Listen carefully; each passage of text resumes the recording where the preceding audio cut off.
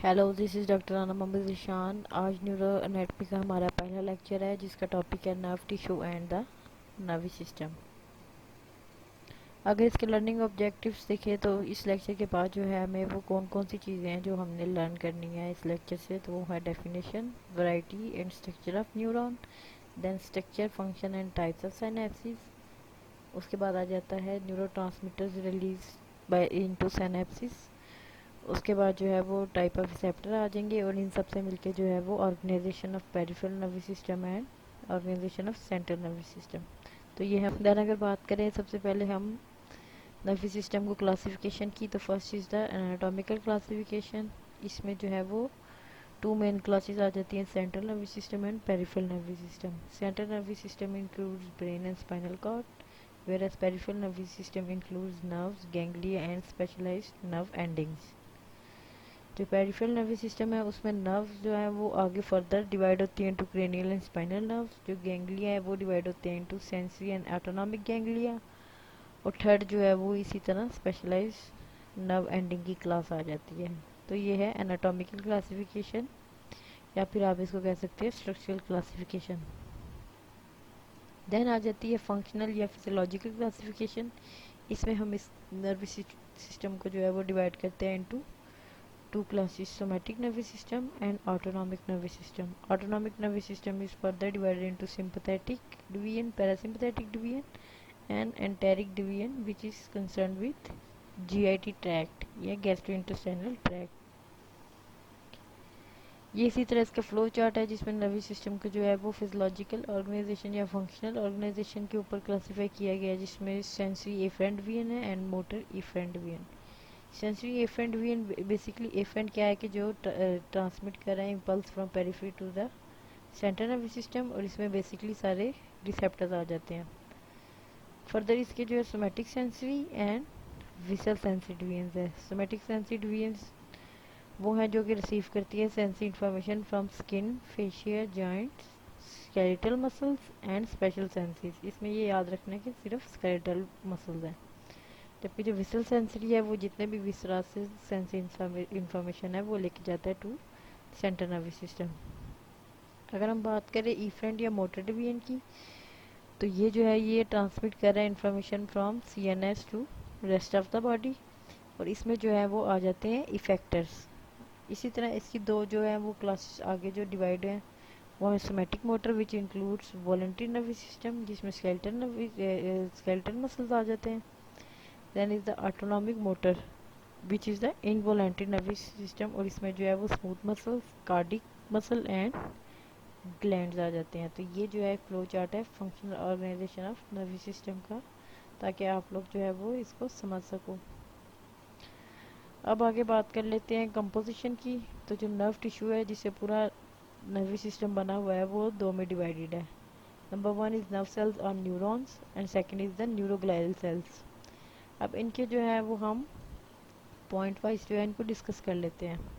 Number one तो ये है कि जो न्यूरॉन्स है वो functional unit of nervous system है, यानी कि मेन फंक्शन जो है वो जो कंडक्टिंग फंक्शन है वो न्यूरॉन्स करते हैं, और इसी वजह से जो है they are specialize to receive stimuli, conduct nerve impulse. ठीक है, पॉइंट नंबर वन ये हो गया कि ये functional unit of nervous system है। जबकि न्यूरोग्लाइल सेल्स जो है these are only supporting cells and they are non conducting cells. तो पॉइंट नंबर वन ये हो गया कि नर्व सेल्स या न्यूरॉन्स जो है वो कंडक्टिंग है और फंक्शन यूनिट है नर्वस सिस्टम का, जबकि जो न्यूरोग्लाइल सेल्स हैं they are only supporting and non conducting cells.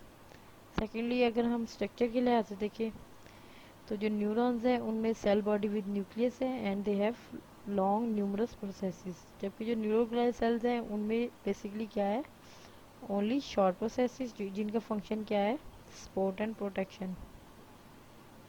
तो जो न्यूरॉन्स है उनका फंक्शन जो है वो कंडक्टेंस है, जितनी भी जो है वो कंडक्टिविटी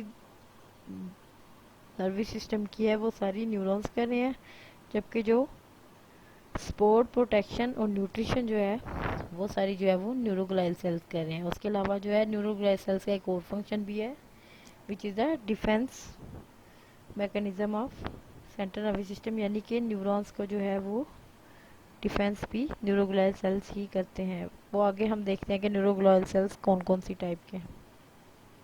अब सबसे पहले बात कर लेते हैं न्यूरॉन की या नर्व सेल की। तो इसको जो हमने डिफाइन किया था कि it is basic structural and function unit of nervous system, यानी कि बेसिक फंक्शन जितना भी है नर्वस सिस्टम का वो न्यूरॉन ही कर रहा है। वो फंक्शन क्या है? It carries information between brain and other parts of body. अब अगर हम इसके स्ट्रक्चर्स को देखें तो हम इसको डिवाइड करते हैं into two parts. Number one is cell body और perikaryon and second is its processes और न्यूरॉइड्स। ठीक है, तो हमने बात की थी जो न्यूरॉन है उनमें क्या थे? न्यूमरस लॉन्ग प्रोसेसेस, जबकि जो न्यूरोग्लियल सेल्स थे उनमें ओनली शॉर्ट प्रोसेसेस थे। न्यूरॉन को हमने स्ट्रक्चरली देख लिया कि एक सेल बॉडी होगी इसकी पेरिकैरियन, और सेकंड जो है इसकी लॉन्ग प्रोसेसेस या न्यूराइड्स भी जिनको कहते हैं। अब इसका एक जो मेन फीचर है न्यूरॉन का वो ये है कि they do not undergo division and replication, यानी कि ये बहुत मिनिमल है कि जो है न्यूरॉन जो है वो डिवाइड करे या रेप्लिकेट करे, वो भी सम पार्ट में। बाकियों में ये है कि ये बिल्कुल भी जो है वो डिवीजन और रेप्लिकेशन नहीं करता। अब न्यूरॉन्स के अगर मेजर ग्रुप देखें तो ऑन टू देयर फंक्शन हम कह सकते हैं मोटर न्यूरॉन्स, सेंसरी न्यूरॉन्स या इंटर न्यूरॉन्स, जो आपस में डिफरेंट मोटर और सेंसरी न्यूरॉन्स को कनेक्ट करते हैं, या मोटर और मोटर न्यूरॉन्स को भी कनेक्ट कर सकते हैं। दूसरा नाम इनका है इंटरग्रेटेड न्यूरॉन्स। ये आगे ये जो है डायग्रामेटिक दिखाया हुआ है कि ये मोटर न्यूरॉन्स है जो कि जो है जा रहे हैं इनटू स्केलेटल मसल्स में या स्मूथ मसल्स में। सेंसरी जो ये है वो इम्पल्स लेके आ रहे हैं from receptor to central nervous system, जिसमें सूडो यूनिपोलर और बाइपोलर। ये आगे हम देखते हैं इसकी क्लासिफिकेशन। और इंटरग्रेटिव या इंटर न्यूरॉन्स जो है ये क्या करते हैं? ये दो न्यूरॉन्स को आपस में कनेक्ट करते हैं। इनमें पैरामिडल सेल्स आ जाते हैं, परकंजी सेल्स भी आ जाते हैं, ये सारे हम आगे पढ़ेंगे।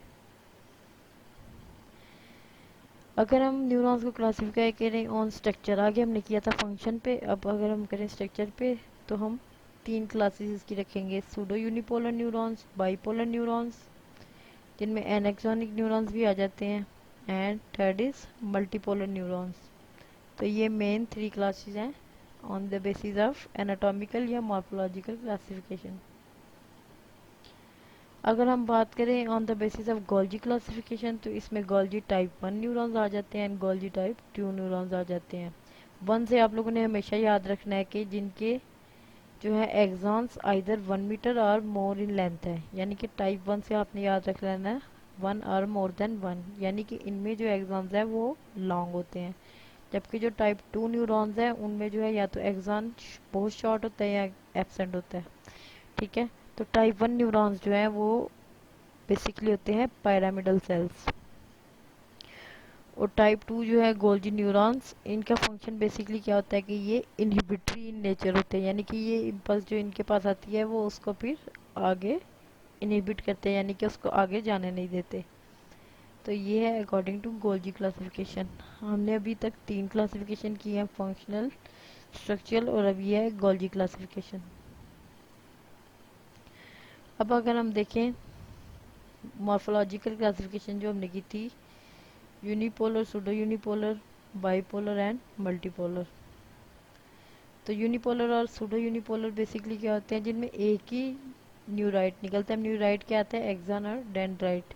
ठीक है, तो इसमें जो है वो सिंगल न्यूराइट बॉडी से इमर्ज करेगा और वो थोड़े ही डिस्टेंस के बाद क्या हो जाएगा? डिवाइड हो जाएगा फ्रॉम सेल बॉडी। ये कहाँ पे होते हैं? सूडो यूनिपोलर न्यूरॉन्स जो है वो याद रख लो हमेशा डॉर्सल रूट गैंग्लिया या पोस्टीरियर रूट गैंग्लिया में होंगे। Then is the bipolar. Bipolar में ये होगा कि सेल बॉडी के दोनों साइड से जो है वो सिंगल न्यूराइट ही इमर्ज करेगा। बाइपोलर जो है वो स्पेशल सेंसेस में प्रेजेंट होते हैं, जैसे retina, sensory cochlea and vestibular ganglia. तो एक चीज़ याद रख लेनी है कि जो सूडो यूनिपोलर है वो जितने भी ये पोस्टीरियर रूट गैंग्लिया उनमें प्रेजेंट है। बाइपोलर का हमेशा याद रखना है कि ये स्पेशल सेंसेस में है। और मल्टीपोलर जो है ये इनमें क्या होता है कि मैनी डेंड्राइट्स आते हैं सेल बॉडी में और सेल बॉडी से एक ही लॉन्ग एक्सॉन निकलता है। और ये मेजॉरिटी जो है वो फाइबर ट्रैक्स जो ब्रेन और स्पाइनल कॉर्ड से आ रहे हैं, पेरिफेरल नर्वस सिस्टम और जितने भी मोटर सेल्स हैं सारे मल्टीपोलर न्यूरॉन्स हैं। अब गोल्जी के ऊपर बात कर ली जाए तो गोल्जी का मैंने आपको बताया था टाइप 1 वो है जो 1 मीटर या उससे लॉन्ग होंगे, और ये जो है majority fibre tracts of brain and spinal cord में प्रेजेंट है, इसी तरह peripheral and motor cells of spinal cord में। जबकि जो गोल्जी टाइप 2 है इनमें क्या होता है कि या तो एक्सॉन होता ही नहीं है या बिल्कुल स्मॉल होता है, और उसमें क्या होता है कि शॉर्ट एक्सॉन निकल आता है फ्रॉम डेंड्राइट्स, तो इसमें जो है वो अपीयरेंस लेता है ऑफ अ स्टार। और ये कहाँ कहाँ पे है, ये सेरिब्रल और सेरिब्रल कॉर्टेक्स में, और बेसिकली इनका फंक्शन होता है इनहिबिटरी। अब ये देख लें मल्टीपोलर न्यूरॉन्स। मल्टीपोलर न्यूरॉन्स का क्या कहा था कि मल्टीपल डेंड्राइट्स जो है वो होते हैं इनटू सेल बॉडी, और इसमें से सिंगल लॉन्ग जो है वो एक्सॉन इमर्ज करता है और वो आगे जाता है। तो इसमें अगर हम रेड वाला जो है वो इनपुट है, यानी कि जहाँ से नर्व इम्पल्स आ रही है, और ब्लू वाला जो है वो आउटपुट है। तो इसमें या तो नर्व इम्पल्स आ रही है from dendrites to cell body और आउटपुट जा रहा है थ्रू एक्सॉन, या डायरेक्ट जो है वो सेल बॉडी को इम्पल्स आ रहा है और वहाँ से फिर ये जा रहा है आउटपुट टू एक्सॉन। बाइपोलर जो हमने बात की थी जो स्पेशल सेंसेस में था, उसके हमने कहा था कि सेल बॉडीज के दोनों साइड से जो है वो सिंगल सिंगल न्यूराइट इमर्ज करता है, जिसमें डेंड्राइट से इम्पल्स आती है। ये याद रखना कि डेंड्राइट्स जो है वो मेजॉरिटी ऑलवेज इम्पल्स लेके जाता है टूवर्ड्स सेल बॉडी, और एक्सॉन जो है वो इम्पल्स लेके जाता है away from the cell body. तो इसमें जो है वो डेंड्राइट से इम्पल्स आ रही है सेल बॉडी को, सेल बॉडी से फिर एक्सॉन को इम्पल्स जा रही है moving away from the cell body. अब यूनिपोलर या सूडो यूनिपोलर भी जिसको कहते हैं, सूडो इसलिए कहते हैं कि बेसिकली इसमें निकलते दो प्रोसेस ही हैं, लेकिन सिंगल शॉर्ट प्रोसेस से ये इमर्ज करते हैं, इसलिए इसको हम सूडो यूनिपोलर कहते हैं। इसमें क्या होता है कि शॉर्ट सिंगल प्रोसेस निकलता है और उसी से दो प्रोसेस जो है वो आगे डिवाइड हो जाते हैं। एक जो होता है वो डेंड्राइट बन जाता है जहाँ से इम्पल्स जो है वो आती है टुवर्ड्स द सेल बॉडी, लेकिन ये है कि इसमें जो है वो सेल बॉडी से फिर दूसरा जो इसका प्रोसेस निकलता है जिसको हम एक्सॉन कह सकते हैं, उससे ये अवे मूव कर जाता है। अब इस डायग्राम में आप लोग देख रहे होंगे कि ये जो है ये सारे डेंड्राइट्स हैं, इमर्ज ये सिंगल शॉर्ट प्रोसेस से ही हो रहा है, ठीक है। ये एक्सॉन है और ये आगे सारे डेंड्राइट्स हैं। तो इसमें क्या हो गया, डेंड्राइट्स एक्सॉन को इम्पल्स दे रहे हैं और ये इम्पल्स फिर दूसरे एक्सॉन के थ्रू जा रही है अवे। तो इसमें जो हमें एक एक्सॉन को कह देते हैं पेरिफेरल प्रोसेस और दूसरे वाले को कह देते हैं सेंट्रल प्रोसेस। तो यहाँ पे एक एक्सेप्शन आ गई कि हमने कहा था कि डेंड्राइट्स जो हैं वो towards the cell body impulse move करते हैं, जबकि एक्सॉन जो है वो अवे करते हैं।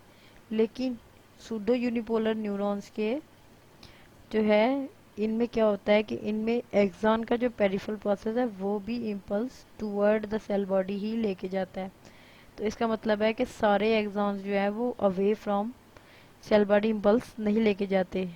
जो सूडो यूनिपोलर वाले हैं उनमें जो पेरिफेरल प्रोसेस है वो impulse towards the cell body लेके जाता है। तो ये एक एक्सेप्शन है जो आपने याद रखनी है। ये प्रेजेंट कहा था ये पोस्टीरियर रूट गैंग्लिया में सूडो यूनिपोलर न्यूरॉन्स पाए जाते हैं, ठीक है। ये आगे इनकी जो है वो थोड़ी सी डेवलपमेंट बताइए कि न्यूरल क्रस्ट सेल्स है, न्यूरल क्रस्ट सेल से पहले ये बाइपोलर न्यूरोब्लास्ट बनते हैं और फिर ये आपस में ज्वाइन करके जो है वो एक ही यूनिपोलर बना देते हैं, जिसको फिर हम सूडो यूनिपोलर कह देते हैं। एक और स्पेशल कैटेगरी है न्यूरॉन्स की जिनको हम कहते हैं एन एक्सोनिक न्यूरॉन्स। एन का मतलब क्या है कि इनमें एक्सॉन्स होता ही नहीं है, ठीक है। इनमें क्या होते हैं, सिर्फ डेंड्राइट्स ही होते हैं जो कि सेल बॉडी के टुवर्ड्स इम्पल्स लेके जाएंगे और वहाँ से ये जो है वो अवे भी लेके जाएंगे। और ये जो है ये एमसीक्यू इसका आता ही आता है, तो इसको आपने याद रख लेना है कि एमाक्राइन सेल्स ऑफ रेटिना जो है वो एन एक्सोक्रोनिक न्यूरॉन्स हैं, क्योंकि ये एमसीक्यूज आएगा ही आएगा, हमेशा आता होता है कि एन एक्सोनिक न्यूरॉन्स कहाँ प्रेजेंट होते हैं। तो it is present in amacrine cells of retina.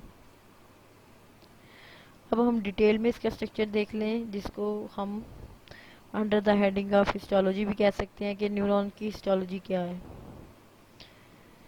तो हम स्ट्रक्चर देखें न्यूरॉन का, तो हमने इसी तरह कहा था कि इसकी सेल बॉडी है और ये न्यूराइड्स हैं इसके। अब जो इसके न्यूराइड्स में डेंड्राइट्स और जो सेल बॉडी है और एक्सॉन का कुछ पार्ट ये आ जाता है सेंट्रल नर्वस सिस्टम में, और बाकी एक्सॉन का पार्ट जो है जो कि इम्पल्स अवे लेके जा रहा है वो आ जाता है पेरिफेरल नर्वस सिस्टम में। अब सबसे पहले डिस्कस करते हैं सेल बॉडी को। सेल बॉडी को हम सेकेंडली क्या कहते हैं, पेरिकैरियोन। पेरिकैरियोन इसलिए कहते हैं क्योंकि ये इसकी जो सेल बॉडी है इसके अंदर न्यूक्लियस है और पेरीन्यूक्लियर साइटोप्लाज्म है। It acts as a trophic centre. उसके अलावा क्या है कि perikaryon mostly receives a great number of nerve endings, जो कि एक्साइटेटरी भी हो सकती है और इनहिबिटरी भी हो सकती हैं। ठीक है, डिफरेंट नर्व सेल्स में डिफरेंट टाइप्स के हैं।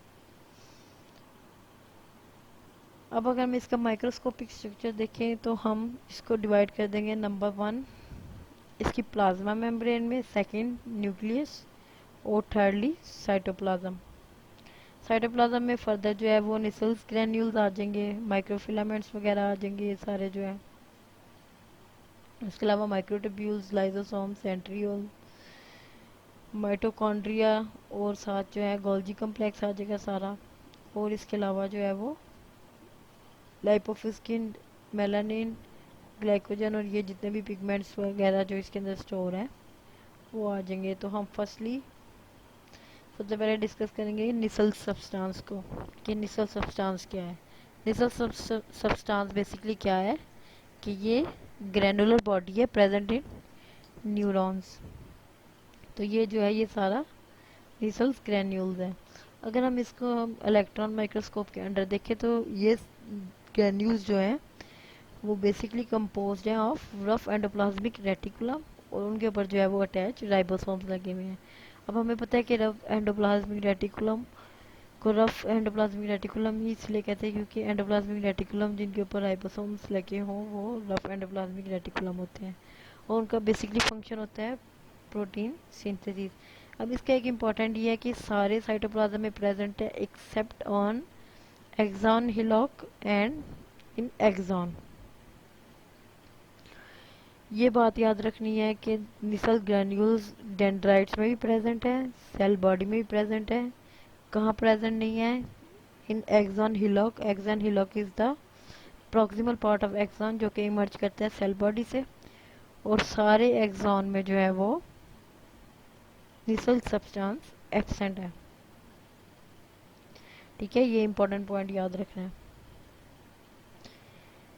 ये मैंने आगे बताया कि अंडर इलेक्ट्रॉन माइक्रोस्कोप बेसिकली ये रफ सरफेस एंडोप्लाज्मिक रेटिकुलम है, उसके ऊपर जो है वो राइबोसोम्स अटैच है और कुछ फ्री राइबोसोम्स भी होते हैं। इनकी प्रेजेंस की इंडिकेशन यही है कि जो है high level of protein synthesis जितने भी हैं प्रोटीन के वो न्यूरॉन्स के अंदर, इन्हीं का फंक्शन है निसल ग्रैन्यूल्स का। अब ये प्रोटीन्स किस लिए चाहिए होते हैं, प्रोटीन्स चाहिए होते हैं न्यूरो ट्रांसमीटर की प्रोडक्शन के लिए, एंजाइम की प्रोडक्शन के लिए, उसके अलावा इनके अपनी मेंटेनेंस और रिपेयर के लिए। लाइट माइक्रोस्कोप के अंडर अगर हम इसको देखें, नॉर्मल जो माइक्रोस्कोप होती है तो उसमें ये क्या होंगे, अपीयर होंगे as the clumps of basophilic material. Basophilic material means कि ये बेजोफिलिक स्टेन अटेन करते हैं, तो इसलिए इनको निसल्स बॉडी भी कह सकते हैं, निसल सब्सटेंस भी कह सकते हैं, या के क्रोमेटोफिलिक सब्सटेंस यानी कि जो है वो जो स्टेन लेते हैं इसको क्रोमेटोफिलिक सब्सटेंस भी कहते हैं। तो अगर पेपर में निसल्स बॉडीज भी आता है तो इट मीन्स निसल्स ग्रैन्यूल्स की ही बात हो रही है। ज़्यादातर ये अबंडेंट होते हैं इन मोटर न्यूरॉन्स में। उसके अलावा अगर सेल बॉडी को डैमेज होता है तो इसमें क्या होता है कि जो निसल सब्सटेंस है या निसल्स ग्रैन्यूल्स जो है वो क्या करते हैं, वो पेरिफेरी में मूव कर जाते हैं। ठीक है, और उसकी वजह से जो साइटोप्लाज्म है वो क्लियर नज़र आता है, तो जो है वो स्टेन नहीं लेता, तो इसको हम कहते हैं क्रोमेटोलाइसिस। क्रोमेटोलाइसिस मीन्स क्या हुआ कि जब भी फटीग या न्यूरोनल डैमेज होगा सेल बॉडी को तो उसमें निसल्स बॉडीज जो है वो पेरिफेरी की तरफ मूव कर जाती हैं, और नॉर्मली जो बेजोफिलिक एक स्टेन आता है सेल बॉडी के अंदर वो एब्सेंट हो जाएगा। तो इस प्रोसेस को कहते हैं क्रोमेटोलाइसिस।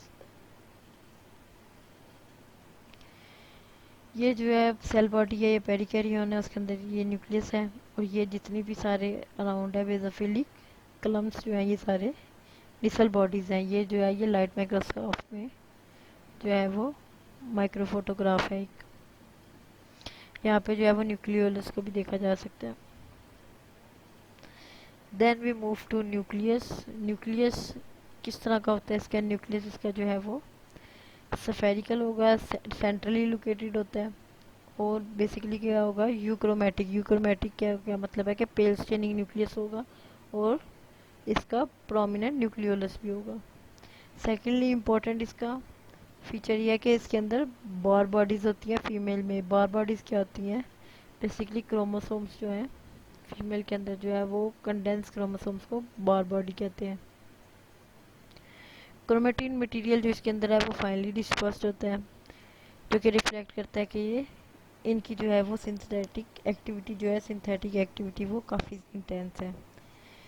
न्यूक्लियस को जो है वो सराउंड कर रहा है डबल लेयर न्यूक्लियर इन्वेलप, और उसके दरमियान पोर्स होते हैं जिसके थ्रू जो है वो न्यूक्लियस से मटेरियल ट्रांसफ़र होता है इनटू साइटोप्लाज्म, और साइटोप्लाज्म से मटेरियल जो है वो ट्रांसफ़र होता है इनटू न्यूक्लियस। कई दफ़ा जो है वो दो न्यूक्लियस भी प्रेजेंट हो सकते हैं, और वो किस किस में होते हैं? This can be seen in sympathetic and sensory ganglia. यहाँ पे जो है ये सारा न्यूक्लियस है। अब जो न्यूरॉन्स मेच्योर हो गए होते हैं, हमें पता है कि न्यूरॉन्स जो है वो डिवाइड नहीं करते, रेप्लिकेट नहीं करते। तो जिस भी जगह जो है वो रेप्लिकेशन का प्रोसेस नहीं होगा, वहाँ पे क्रोमोसोम्स क्या होंगे, वो खुद को डुप्लीकेट नहीं कर सकेंगे, उनका ओनली फंक्शन जो है वो जीन एक्सप्रेशन रह जाएगा। न्यूक्लियस जो है वो इसका फॉर्म्ड होता है बेसिकली सेंट्रली प्रेजेंट होता है, या मोर टुवर्ड्स वन एंड, लेकिन प्रोमिनेंट न्यूक्लियस होता है, और इसका फंक्शन जो होता है ये राइबोसोमल आरएनए बनाता है। राइबोसोमल आरएनए फिर आगे जो है वो राइबोसोम्स बना के प्रोटीन सिंथेसिस में हेल्प करता है। बाकी आप लोगों को बताया था कि ये जो है न्यूक्लियर इन्वेलप जो है वो डबल लेयर मेम्ब्रेन है, और उसके दरमियान जो है वो न्यूक्लियर पोर्स हैं। पेरीफ्री पे यहाँ बार बॉडीज प्रेजेंट होती हैं, लेकिन only in female.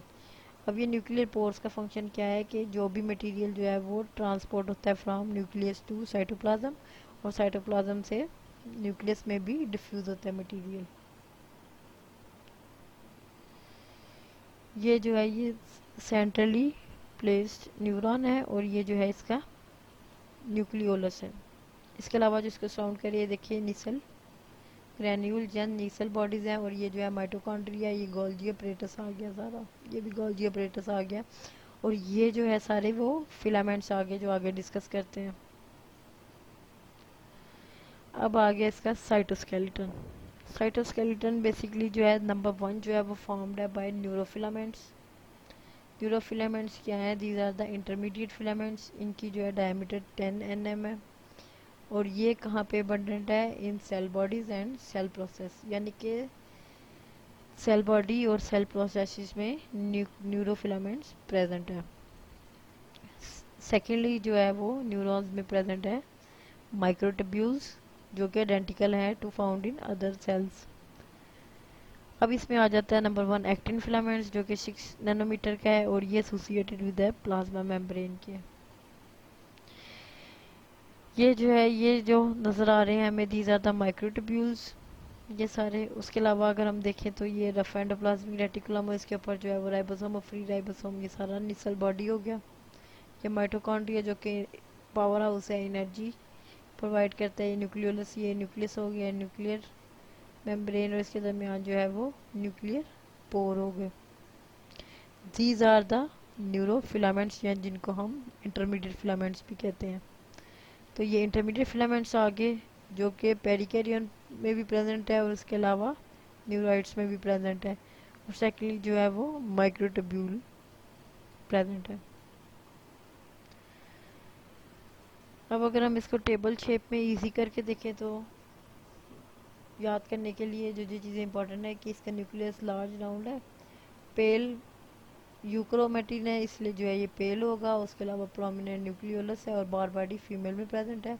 Location centrally placed है, लेकिन ये बात याद रखने की है जब भी इंजरी होती है तो न्यूक्लियस जो है वो शिफ्ट कर जाता है टुवर्ड्स पेरिफेरी, क्योंकि सेल जो है वो स्वेल कर जाता है, तो उसकी वजह से जो है वो न्यूक्लियस पुश कर देता है टुवर्ड्स पेरिफेरी। फंक्शन इसका ये सेल एक्टिविटी को करता है। देन इज साइटोप्लाज्मिक ऑर्गेनेलिज में हमने निसल सब्सटेंस की बात कर ली, granules of endoplasmic reticulum. Granules जो है वो किसके हैं, राइबोसोम जो अटैच है। सिस्टर्ना इसका ब्रॉड होता है और राइबोसोम्स जो है वो बेसोफिलिक है, ये भी बात होगी। इसकी लोकेशन की भी बात होगी कि एक्सॉन हिलॉक और एक्सॉन के अलावा डेंड्राइट्स और सेल बॉडी में प्रेजेंट होता है, और इंजरी होगी तो ये चले जाएगा टुवर्ड्स पेरिफेरी, और उस प्रोसेस को कहते हैं क्रोमेटोलाइसिस। इसका फंक्शन है synthesise protein. Then is the Golgi complex. Golgi complex का हमें पता है कि जहाँ भी गोल्जी कॉम्प्लेक्स होगा उसका फंक्शन क्या होगा कि पैकेजिंग में और ट्रांसपोर्ट में। तो नर्व्स बॉडी जो है या पेरिकेरियन, उसमें क्या होगा कि गोल्जी कॉम्प्लेक्स प्रेजेंट होगा एज वेवी थ्रेड्स, और ये बेसिकली अगर हम इसको इलेक्ट्रॉन माइक्रोस्कोप में देखेंगे तो these are flattened cisternae and some vesicles जो ज्वाइन करेंगे, फिर आगे प्रोडक्ट्स जिनमें आएंगी और वो ज्वाइन करके फिर आगे ट्रांसपोर्ट करेंगे सब्सटेंस को। ये कहाँ पे प्रेजेंट है, these are present near the smooth endoplasmic reticulum and close to nucleus. अब इनका फंक्शन ये है कि ये जितने भी सब्सटेंस आते हैं पैकेजिंग के लिए, जैसे प्रोटीन मॉलिक्यूल बना फ्रॉम निसल ग्रैन्यूल, उसमें ये ऐड करेंगे कार्बोहाइड्रेट और उसको पैकेज करके ट्रांसपोर्ट कर देंगे टू नर्व टर्मिनल्स, और यहाँ से जो है वो फॉर्म करेंगे सेल मेम्ब्रेन्स। उसके अलावा जितने भी जो प्राइमरी लाइजोसोम है वो भी गोल्जी कम्प्लेक्स से ही बनते हैं। माइटोकॉन्ड्रिया जो है उसकी शेप जो है वो रॉड शेप है, स्फेरिकल है। अगर इलेक्ट्रॉन माइक्रोस्कोप में देखें तो ये डबल मेम्ब्रेन सिस्टर्ना है।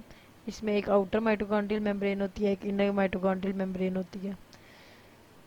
लोकेशन इसकी स्कैटर्ड है, और माइटोकॉन्ड्रिया का हमें पता है कि ये जो है ना सेल का पावर हाउस होता है, यानी कि एनर्जी प्रोड्यूस करने वाला होता है। न्यूरोफिलामेंट्स की बात करें अगर, या इंटरमीडिएट फिलामेंट्स की, तो ये लीनियर फिब्रिल्स हैं, और ये जो है वो रन करते हैं parallel to each other, basically compose होते हैं फ्रॉम माइक्रोफिलामेंट्स, और ये रन करते हैं from dendrites to cell body, और सेल बॉडी से एक्सॉन, यानी कि ये पूरे नर्व सेल में प्रेजेंट है, और ये डिटरमाइन करते हैं शेप ऑफ द न्यूरॉन को। Then microfilaments. माइक्रोफिलामेंट्स जो है वो प्लाज्मा मेम्ब्रेन के बीनीथ जो है वो एक नेटवर्क फॉर्म करते हैं, और इनका फंक्शन जो है वो इम्पोर्टेंट याद रखना है कि ये जो सेल से जो प्रोसेसेस निकल रहे होते हैं इनको ये फॉर्म भी करते हैं, और जब अगर वो डैमेज हो जाए या उनकी एज पूरी हो जाए तो उनको ये रिट्रैक्ट भी कर लेते हैं, और उन प्रोसेसेस का फंक्शन क्या है, उनका फंक्शन होता है इन सेल ट्रांसपोर्ट। थर्डली जो है वो माइक्रोट्यूब्यूल्स हैं। माइक्रोट्यूब्यूल्स बेसिकली क्या है कि लीनियर ट्यूब्स हैं, और ये रन करती हैं बिटवीन न्यूरोफिब्रिल्स। इनका डायमीटर 25 नैनोमीटर है, और ये भी डेंड्राइट से सेल बॉडी और सेल बॉडी टू एक्सॉन में करती है, और इसमें जो है वो फंक्शन इसका सेल ट्रांसपोर्ट है। इसमें जो है वो एक एंटीग्रेड ट्रांसपोर्ट होती है और एक रिट्रोग्रेड ट्रांसपोर्ट होती है, जो कि हम आगे पढ़ेंगे। Then is lysosome. Lysosome basically vesicles होते हैं जो कि गोल्जी बॉडीज में फॉर्म होती है, और इसके अंदर फिर जो है वो एंजाइम्स ऐड होते जाते हैं। फर्स्टली ये प्राइमरी होता है, जब ये टारगेट को इनगल्फ कर ले तो ये सेकेंडरी हो जाता है, और जब उसको जो है वो ब्रेक डाउन कर दें इनटू पीसेस तो फिर ये कन्वर्ट हो जाता है इनटू रेजिडुअल बॉडीज। ये प्रेजेंट होता है थ्रू आउट सेल्स में, और इनका फंक्शन क्या है, सेल सेफ्टी या सेल स्कैवेंजर्स भी इनको कहते हैं। Then are the centriole. Centriole जो है वो पेड हॉलो सिलेंडर्स हैं, और ये बने होते हैं फ्रॉम माइक्रोट्यूब्यूल्स। आप लोगों ने पढ़ा होगा फर्स्ट ईयर में। ये कहाँ पे प्रेजेंट हो गए, बेसिकली इनका जो मेन फंक्शन पहले होता है सेल डिवीजन में, लेकिन जब मेच्योर हो जाता है तो फिर ये माइक्रोट्यूब्यूल्स को ही मेंटेनेंस करते हैं, तो इस वजह से ये कन्फाइंड रहते हैं to cytoplasm of cell body. आगे जो है वो पिगमेंट्स आ जाते हैं। लाइपोफिस्किन का पता होगा आप लोगों को, येलोइश ब्राउन पिगमेंट है, ये फॉर्म होता है इनटू ग्रैन्यूल्स, और ये बेसिकली जैसे जैसे ओल्ड एज होती जाती है तो लाइपोफिस्किन जो है वो सेल में एक्यूमुलेट होता रहता है, और ये स्कैटर होता है थ्रू साइटोप्लाज्म में। मेलानिन। मेलानिन जो है वो कुछ पार्ट ऑफ जो है नर्वस सिस्टम में प्रेजेंट होता है, और ये भी प्रेजेंट होता है in the form of granules. इसको अगर हम देखें माइक्रोस्कोपिकली तो इसका कलर भी जो है वो येलोइश ब्राउन होता है, लेकिन ये जो है वो सिर्फ कुछ कुछ जगहों पे प्रेजेंट होता है, जैसे substantia Niagara of mid brain हम पढ़ेंगे, वहाँ पे ये प्रेजेंट होता है। तो मेलानिन जहाँ पे भी होगा सीएनएस में, तो इसकी जो है वो रिलेशन होगा to the formation of dopa, जो कि हम पढ़ेंगे फर्दर लेक्चर्स में कि उसका फंक्शन फिर आगे बहुत इंपॉर्टेंट है सीएनएस में। अब आगे ये एक वैसे एक नॉलेज है कि जो न्यूरल स्टेम सेल्स हैं वो बिल्कुल भी डिवाइड नहीं करते, लेकिन कुछ एरिया है जहाँ पे ये डिवाइड होते हैं और ये जो है वो रिप्लेस कर सकते हैं डैमेज सेल्स को। और ये हम किस तरह पता लगा सकते हैं, ये हम पता लगा सकते हैं बाय द प्रेजेंस ऑफ नेस्टिन, जो कि एक इंटरमीडिएट फिलामेंट प्रोटीन है। और इस पे रिसर्चेज हो रही हैं कि ये जो न्यूरल स्टेम सेल्स हैं अगर इनको हम यूज़ कर लें तो इसकी वजह से जो ब्रेन के डैमेज सेल्स होते हैं उनको क्या हम रिप्लेस कर सकते हैं। जैसे न्यूरो डिजनरेटिव डिसऑर्डर्स हैं, ओल्ड एज के डिसऑर्डर्स हैं जिसमें न्यूरॉन्स जो है वो डैमेज ज़्यादा हो जाते हैं, उसकी वजह से फंक्शन जो है वो कम हो जाता है। तो उसके लिए रिसर्च अभी भी है कि किसी तरह जो है न्यूरल स्टेम सेल्स को यूज़ में ला सके ताकि ये रिप्लेस कर सकें डैमेज नर्व सेल्स को।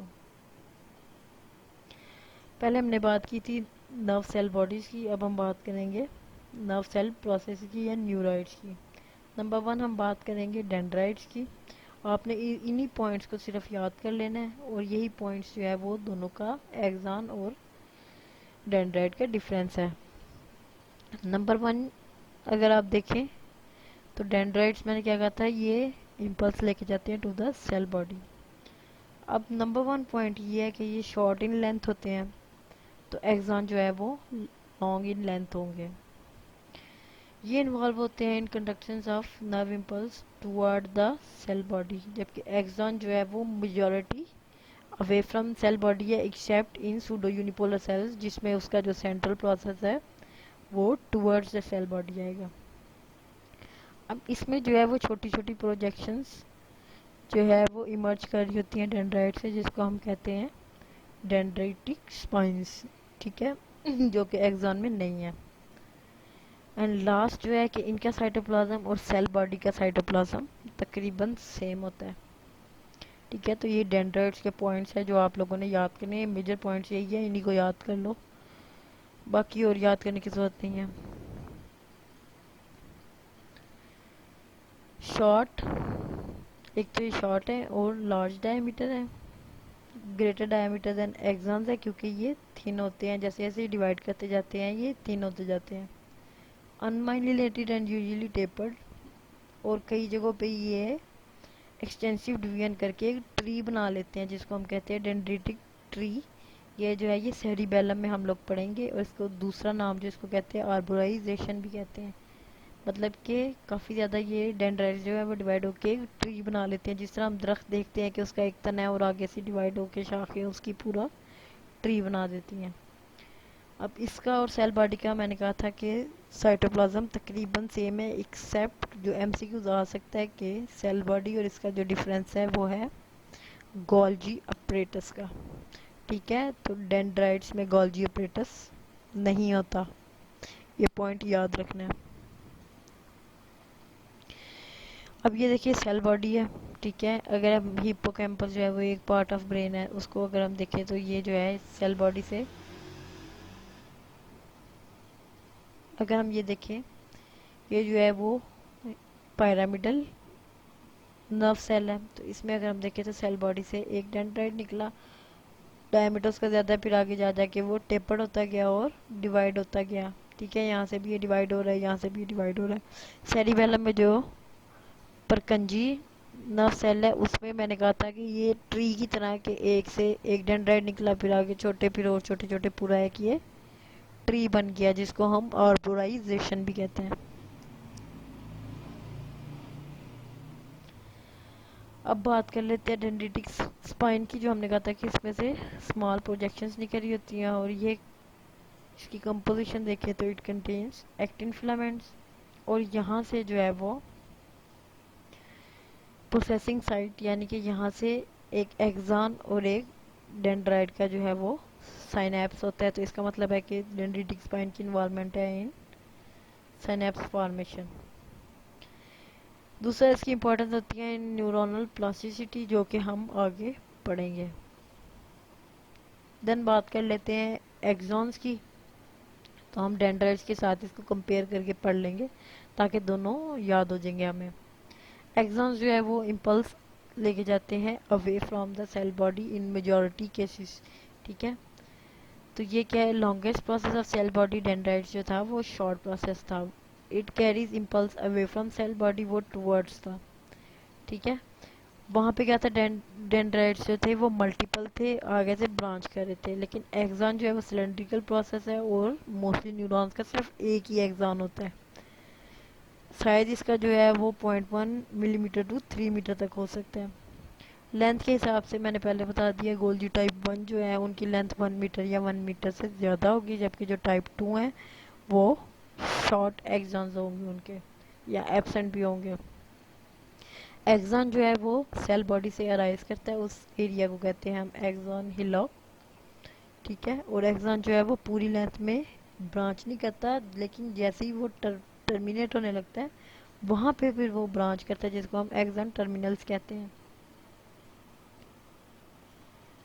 देन जहाँ से जो एक्सॉन सेल बॉडी से निकल होता है उसको हम कहते हैं इनिशियल सेगमेंट। और याद रख लें इस पॉइंट को कि action potential starts from initial segment. ये एमसीक्यूज आता ही आता है कि एक्शन पोटेंशियल स्टार्ट कहाँ से होता है एक्सॉन में, तो it starts from initial segment.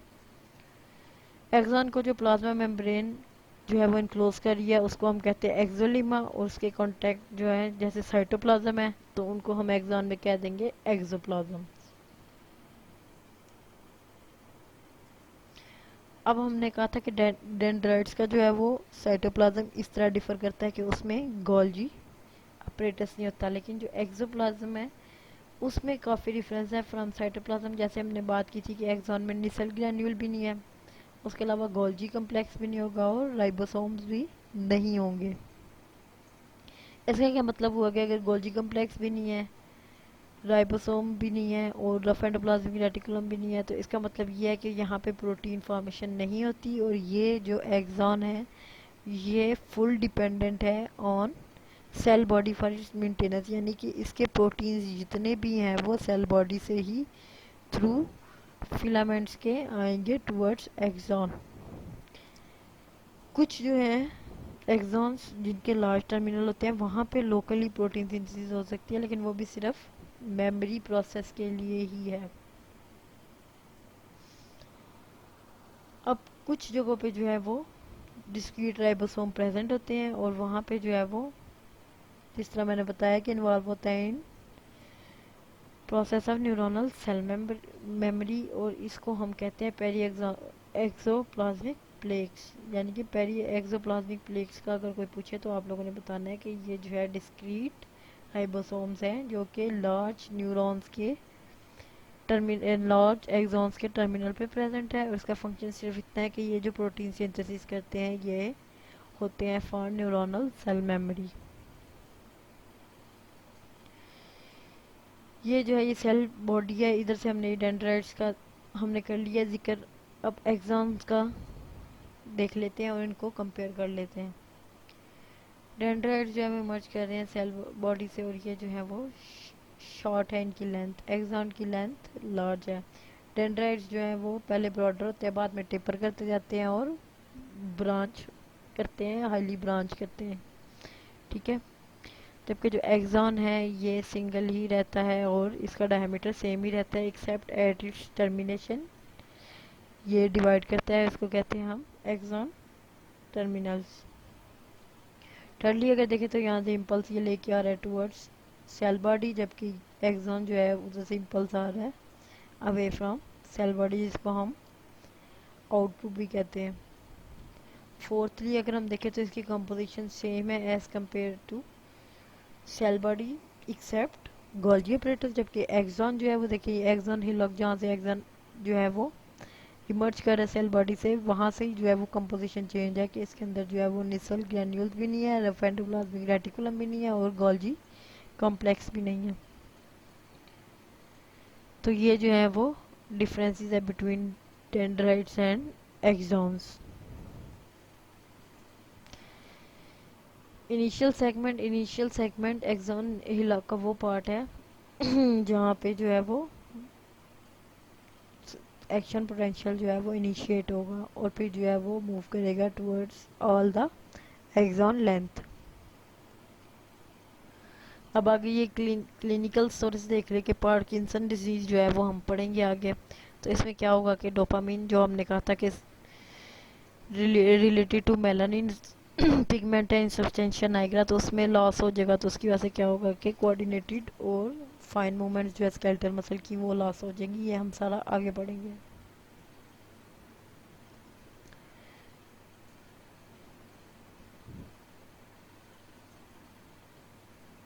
Then is the synapsis. Synapsis basically क्या है कि these are the sites of functional interneuronal communication, यानी कि एक न्यूरॉन दूसरे न्यूरॉन से कम्युनिकेशन करता है, उसको हम कहते हैं साइनेप्सिस। उस जंक्शन को हम कहते हैं synapsis. Up to 1000 to 10,000 synapsis जो है वो प्रेजेंट हो सकते हैं बिटवीन न्यूरॉन्स, यानी कि इतने ज़्यादा साइनेप्सिस हो सकते हैं। लेकिन साइनेप्सिस का ये है कि ये ऑलवेज एक डायरेक्शन में होते हैं, यानी कि अगर इधर से इम्पल्स आ रही है तो इम्पल्स एक ही डायरेक्शन में मूव करेगी। ये नहीं होगा कि इम्पल्स यहाँ से आगे फिर बैकवर्ड जाएगी, ऐसा नहीं होगा। अब आगे इसकी स्ट्रक्चरली टाइप्स हैं कि एक्सॉन और डेंड्राइट के दरमियान अगर होगा तो एक्सोडेंड्रिटिक होगा। अगर एक्सॉन और एक्सॉन के दरमियान होगा तो एक्सोनिक होगा।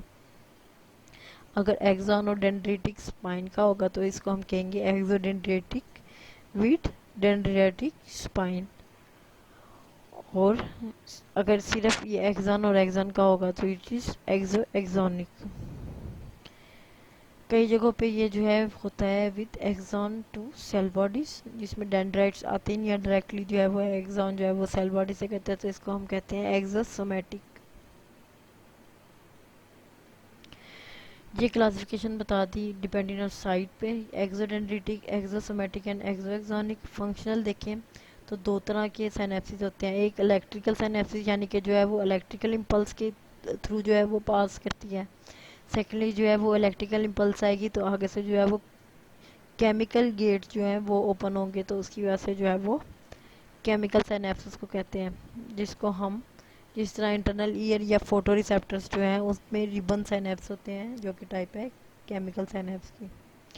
और दूसरा जो टाइप ऑफ न्यूरोट्रांसमीटर साइनेप्स पे रिलीज होते हैं, अगर तो इनहिबिटरीज रिलीज होंगे तो हम उनको इनहिबिटरी साइनेप्सिस कहेंगे। जैसा गैबा और ग्लाइसिन जो है वो अगर साइनेप्स में रिलीज होते हैं तो ये इनहिबिट करते हैं इम्पल्स को आगे मूव करने से, तो दीज आर इनहिबिटरी साइनेप्सिस।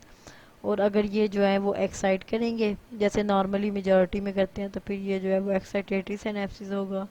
और इसकी जो न्यूरोट्रांसमीटर्स हैं वो है acetyl choline, serotonin, glutamate and dopamine. ये डायग्रामेटिक जो है वो एक बताया हुआ है इनके फीचर्स के केमिकल और इलेक्ट्रिकल किस तरह के। इलेक्ट्रिकल जो है वो बहुत रेयर है ह्यूमन सीएनएस में तकरीबन नहीं होते, ये बताया हुआ है। केमिकल सिनेप्सिस में कि एक्शन पोटेंशियल आया, उसकी वजह से क्या हुआ, कैल्शियम अंदर आया और जो प्री सिनेप्टिक वेसिकल्स थे वो आएंगे सिनेप्स में और अपना जो न्यूरोट्रांसमीटर है वो रिलीज करेंगे। वो जो है वो पोस्ट सिनेप्टिक मेम्ब्रेन पे जाके अटैच करेंगे और वहाँ से फिर जो है वो मेम्ब्रेन पोटेंशियल आगे मूव करेगा इनटू पोस्ट सिनेप्टिक टर्मिनल। जबकि इलेक्ट्रिकल सिनेप्स में क्या होगा कि एक्शन पोटेंशियल आएगा, उसके बाद इलेक्ट्रिक गेट्स जो है वो गैप चैनल के थ्रू होंगे और वहाँ से इम्पल्स जो है वो डायरेक्टली पोस्ट सिनेप्टिक टर्मिनल में चलेगा। जो इलेक्ट्रिक सिनेप्सिस है वो बाई डायरेक्शनल है, यानी कि दोनों डायरेक्शन में मूव कर सकता है, लेकिन ये ह्यूमन में बहुत रेयर है। जबकि जो केमिकल सिनेप्सिस है वो सिंगल डायरेक्शन में ही मूव करेगा। दूसरा केमिकल सिनेप्सिस स्लो है as compare to electrical synapsis. ये सारा जो है ये आप लोग फिजियो में पढ़ चुके हैं कि प्री सिनेप्टिक टर्मिनल पे क्या होता है, सिनेप्टिक लेफ्ट पे क्या होता है, इसलिए मैं इसको जो है वो स्किप कर रहा हूँ क्योंकि ये फिजियो का है ज़्यादा और आप लोग फर्स्ट ईयर में फिजियो में पढ़ चुके हैं। ये सारा resting membrane potential, pre synaptic, synaptic और ये सारा आप लोग कर चुके हुए हैं, ठीक है। अब न्यूरोट्रांसमीटर का भी आप लोगों को पता है, आप लोग फिजियो में पढ़ चुके हैं कि बेसिकली केमिकल सब्सटेंस है जो कि रिलीज होता है जैसे ही नर्व इम्पल्स आती है। प्री सिनेप्टिक में, और ये जो है फिर वो डिफ्यूज करता है क्रॉस द सिनेप्स, और आगे जो है वो फिर ट्रांसफर करता है इम्पल्स को इनटू पोस्ट सिनेप्टिक टर्मिनल में। दो तरह के हैं जो बताए मैंने आप लोगों को, एक्साइटेटरी जो कि एक्साइट करेंगे इम्पल्स को पास करने में, और सेकेंड इज इनहिबिटरी। ये तो गया अकॉर्डिंग टू फंक्शन। अब कुछ न्यूरोट्रांसमीटर होते हैं वो प्रिंसिपल होते हैं, यानी कि वो फौरन एक्ट करते हैं, और मेन वही हैं जो कि इम्पल्स को या तो एक्साइटेट करेंगे या इनहिबिट करेंगे। सेकेंडली जो कुछ होते हैं वो होते हैं मॉड्यूलेटर्स, यानी कि वो मेन तो नहीं होते लेकिन वो जो प्रिंसिपल न्यूरोट्रांसमीटर है उनके फंक्शन को या तो ज़्यादा करते हैं या कम करते हैं, यानी कि उनको मॉड्यूलेट करते हैं, तो दीज आर मॉड्यूलेटर्स। अभी आगे न्यूरोट्रांसमीटर, ये सारे आप लोग पहले पढ़ चुके हुए इनके नाम। ठीक है, ये एक टेबल है, इसमें भी जो है वो इतना इम्पोर्टेंट नहीं है, बस आप लोगों को दिखाना है कि ये जो है इसमें एक्साइटेटरी कौन सा है और इनहिबिटरी कौन सा है, और इसके अलावा प्रिंसिपल कौन सा है और मॉड्यूलेटर कौन सा है। तो एसिटाइल कोलिन एक होता है निकोटिनिक टाइप और दूसरा होता है muscarinic type.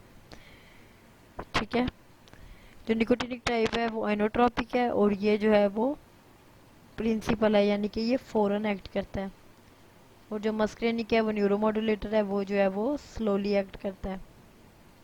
Then is epinephrine, dopamine, serotonin, ये जो है वो सारे क्या हैं, मॉड्यूलेटर हैं, और ये जो है वो अगर एपिनेफ्रिन और एपिनेफ्रिन की बात की जाए तो ये क्या करेगा, ये अल्फा और बीटा एंडोजेनिक रिसेप्टर्स पे एक्ट करेगा वाई जी प्रोटीन, और ये स्लो सिनेप्टिक मूवमेंट करेगा into CNS and smooth muscles, और डोपामिन इसी तरह D1 एंड D2 रिसेप्टर्स, और ये भी स्लो सिनेप्टिक करेगा। सीरोटोनिन जो है वो करेगा फास्ट एक्साइटेटरी है।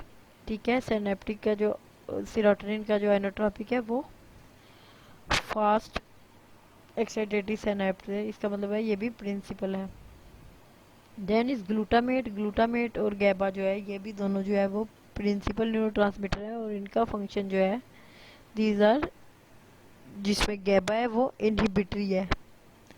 ठीक है, तो ये याद रखना है कि जो गैबा है वो इनहिबिटरी है, और जो एसिटाइल कोलिन का निकोटिनिक है वो एक्साइटेटरी मेन न्यूरोट्रांसमीटर है, बाकी सारे जो है वो मॉड्यूलर्स है। Then is the axonal transport system. हमने बात की थी कि एक्सॉन में जो है वो प्रोटीन फॉर्मिंग जो स्ट्रक्चर्स हैं वो एब्सेंट है, तो इसकी वजह से क्या होगा कि वहाँ पे प्रोटीन आने के लिए एक मैकेनिज्म चाहिए फ्रॉम सेल बॉडी। तो इसमें दो तरह की ट्रांसपोर्ट होती है, anterograde transport and retrograde transport. जो एंट्रोग्रेड ट्रांसपोर्ट है these are done by the protein call kinesins, और रिट्रोग्रेड जो है वो बाय डायनिन्स। अब ये याद रखना है कि काइनेसिन जो है वो हमेशा एंट्रोग्रेड है और डायनिन रिट्रोग्रेड है। अब आगे इसकी जो है वो दो इसकी एक्शन का जो टाइम है उसके ऊपर इसको हम डिवाइड करते हैं, स्लो ट्रांसपोर्ट और फास्ट ट्रांसपोर्ट। फास्ट ट्रांसपोर्ट जो है यानी कि फॉरन ट्रांसपोर्ट होती है, इसमें एंट्रोग्रेड और रिट्रोग्रेड दोनों आते हैं, लेकिन जो स्लो ट्रांसपोर्ट है उसमें सिर्फ एंट्रोग्रेड आएगा। हमारे लर्निंग ऑब्जेक्टिव्स हैं इस लेक्चर के। देन बात करेंगे हम न्यूरोग्लाया यानी कि सपोर्टिंग सेल्स की। अब न्यूरोग्लाया भी दो तरह के होते हैं, एक सेंट्रल नर्वस सिस्टम के न्यूरोग्लाया सेल्स हैं और एक पेरिफेरल नर्वस सिस्टम के न्यूरोग्लायल सेल्स हैं। तो सबसे पहले हम करेंगे मेन चीज़ें कर लेते हैं, बाकी जो है फिर मैं इसको आगे लेके जाऊंगा इनटू सेकंड लेक्चर में, ताकि आप लोगों की कंसंट्रेशन भी हो और एक लेक्चर आप अच्छे से याद कर सको। तो सीएनएस के न्यूरोग्लाया का बता के मैं जो है फिर इस लेक्चर को एंड कर दूंगा, फिर नेक्स्ट लेक्चर में जो है हम इसको कंटिन्यू करेंगे। सीएनएस के न्यूरोग्लाया में साइज के अकॉर्डिंगली हम जो है इसको क्लासीफाई करते हैं, इनको मैक्रोग्लाया एंड माइक्रोग्लाया। मैक्रोग्लाया जो है दीज आर एस्ट्रोसाइट्स जो कि फर्दर डिवाइड होते हैं fibrous and protoplasmic. Then is oligodendrocytes जो कि पेरिन्यूरोनल और इंट्राफेसिकुलर, लेकिन आप लोग सिर्फ इतना याद रख लें ओलिगोडेंड्रोसाइट होते हैं। ठीक है, बाकी ये जो क्लासिफिकेशन है इसको आप ना भी याद कर तो आपको इतना पता होना चाहिए कि ओलिगोडेंड्रोसाइट्स या ओलिगोडेंड्रोग्लाया होते हैं।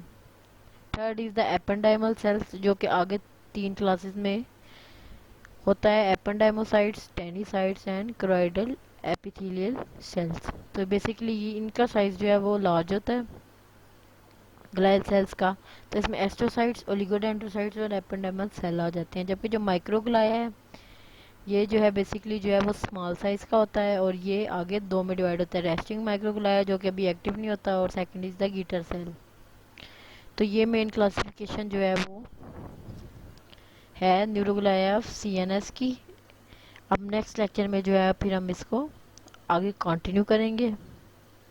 सो thank for listening to this lecture. इस लेक्चर को जो है वो अच्छे से पढ़ें समझे। अगर किसी चीज़ की नहीं समझ आती तो you can comment in comment box. Channel को लाजमी सब्सक्राइब करें क्योंकि ये लेक्चर्स जो हैं मैं यूट्यूब पे ही डालूंगा और इसका जो है वो लिंक जो है वो तभी आएगा जब आप लोग सब्सक्राइब करेंगे। उसके अलावा इसको जो है वो मेनली जो है मैं अपने एनाटमी का जो ग्रुप बनाया हुआ है उसके अंदर मैं इसको साथ शेयर करूँगा इसका लिंक। तो आप लोग जो है जितने भी आप लोगों को लगता है आपके एनाटमी के जो है लर्नर्स हैं, क्लास फेलोज़ हैं या बैच फेलोज़ हैं या डिफरेंट कॉलेजेस के हैं, तो आप उनको उस ग्रुप में ऐड करें ताकि वो इन लेक्चर से फ़ायदा उठा सकें। So thank you for listening. Signing off, Dr. Anna Mohammad Zishan. Allah Hafiz.